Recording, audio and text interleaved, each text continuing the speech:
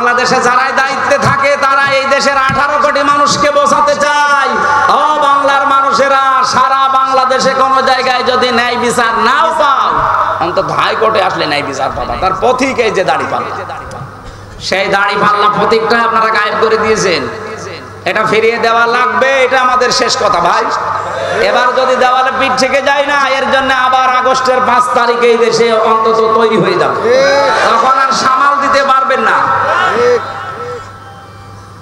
এবার আসেন 73টা দলের ভেতরে সব মিলে আমি বলছি ভাই, কাউকে উদ্দেশ্য করে না, সবাইকে মিলে বলছি, যেই দলের কর্মসূচিতে কোরআন নেই, কোরআন কায়েমের কোনো নিয়ম নীতি নেই, ওই দল যদি আমার বাবাও কায়েম করে, আমার বাবাও প্রতিষ্ঠা করে, ওই দলে আমি ভালো হওয়ার নিয়তেও থাকবো না।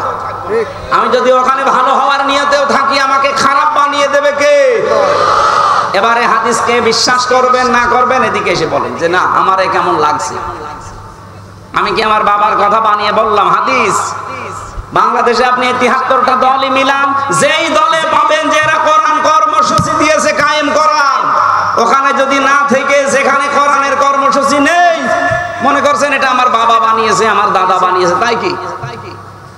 ওখানে আপনার ভালো হওয়ার নিয়ত থাকা যাবে না, তাহলে আপনাকে গোমরা বানাবে, খারাপ বানাবে কে? ওয়াজ হয়ে গেছে না? এরপরও যদি কেউ না বোঝার ভান করে থাকেন, এদিকে আসেন, কানের নিচে এমন জোরে 2টা দেব না, সব বুঝে ফেলেন। তো বাংলায় বলার পরে বলে যে আমরা বুঝি না, কি আশ্চর্য গো। নাম ধরে ধরে বলা লাগবে আপনাদের।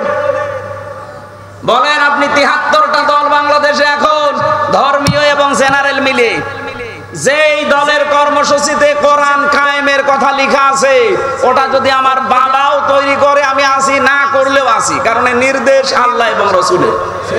আর এর বাইরে যাবেন, যতই ভালো হওয়ার নিয়ত আপনার থাক, আপনাকে খারাপ বানিয়ে দেবে আল্লাহ সরাসরি নিজে। এজন্য আদাল্লাহুল্লাহ, এখানে ফাইল কর্তা আল্লাহ সরাসরি নিজে। আমার হাদিসটা পড়লে খুব ভয় হয়, বাংলাদেশে বহু মানুষকে আল্লাহ নিজে গোমরা বানিয়ে দিচ্ছে, কারণ এই হাদিস শোনার পরেও তারা ফিরতে চায় না। এক কথা বলেন না কেন?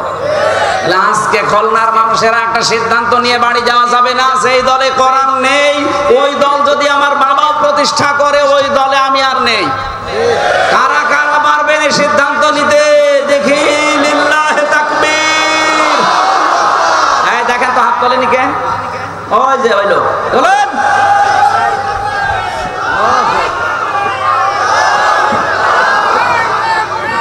তাকবীর আর লাগবে না ভাই, তাকবীর লাগবে না, মাহফিল হয়ে গেছে। এরপরে যদি বলেন হুজুর না আপনি কথা বলেন, আমি কি কথা বলবো? মাহফিল তো শেষ। এইটা মেনে নিলে সামনে আপনি মাওলানা মতিউর রহমান নিজামের মতো মানুষ দেখতে পাবেন। এইটা মেনে নিলে অধ্যাপক মিয়া গোলাম পরওয়ারের মতো মানুষ দেখতে পাবেন, যাদের চায়রানা দুর্নীতি এই 5 বছরের ভেতরে পাওয়া যায়। আর এগুলো বাদ দিয়ে দেখেন, আরে ভাই আমি বাংলায় বলছি, আপনার মন খারাপ হোক আর খুশি হোক ওটা আমার দেখার দরকার নেই, যেটা পেয়েছি সেটা বলছি। 5 বছরে লোক বাড়ি বানায় 620টা।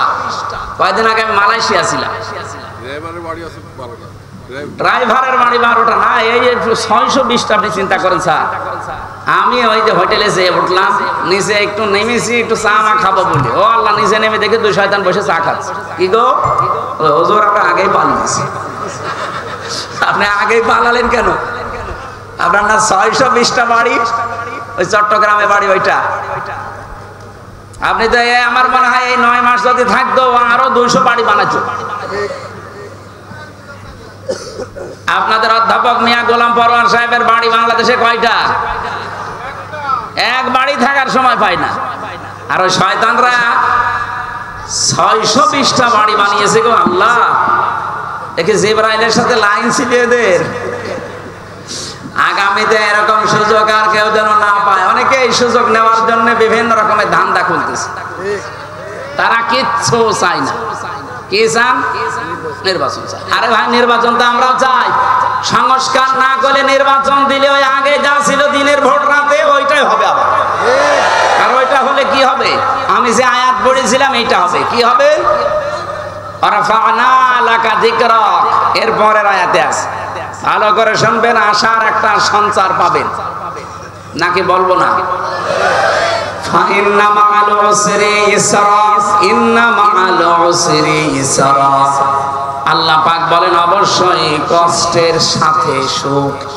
আল্লাহ কিন্তু কষ্টের পরে বলেন নাই, কষ্টের সাথে। এই জন্য উসরুন এ শব্দের আগে আল্লাহ মা দিয়েছেন, এর সামনে আল্লাহ আলিফ লাম লাগিয়ে দিয়েছেন। একটু ভালো করে খেয়াল করেন, আলেম যারা আছেন তাদেরকে বলছে আল্লাহ কেন কষ্টের সাথে সাথে ইসরা দিলেন সুখ, কিন্তু সুখের আগে আলিফ লাম আল্লাহ দেয়নি, দিয়েছে?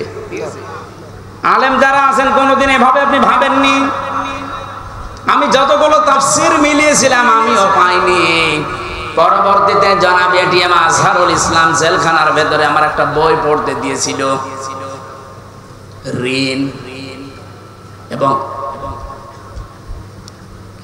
ঋণের পরে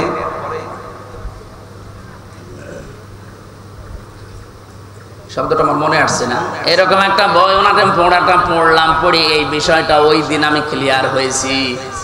আল্লাহ রাব্বুল আলামিন এখানে মা দেওয়ার আগে কেন আলিফ লাম দিয়েছেন, মার পরে পরে আলিফ লাম দিয়ে কষ্টটাকে আল্লাহ মারেফা নির্দিষ্ট করে দিলেন। কিন্তু ইসরা এই যে সুখের কথা বলতে গিয়ে আমার আল্লাহ কিন্তু আর আলিফ লাম দেয়নি। মুফাসসিরিন ইকরাম বিশেষ করে ফি জিলালিল কোরআনের সাইয়্যিদ কুতুব জানাতে চেয়েছেন, দুনিয়ার ময়দানে কেউ যদি একটা কষ্ট সহ্য করে তিনটা কারণে, কয়টা? আপনি যদি তিনটা কারণে একটা কষ্ট সহ্য করে থাকেন দুনিয়ায়, মাস্ট বি আপনার জীবনে আমার আল্লাহ কমপক্ষে 10 থেকে 70টা সুখ শান্তি একেবারে সাথে সাথে রেডি করে রেখেছেন।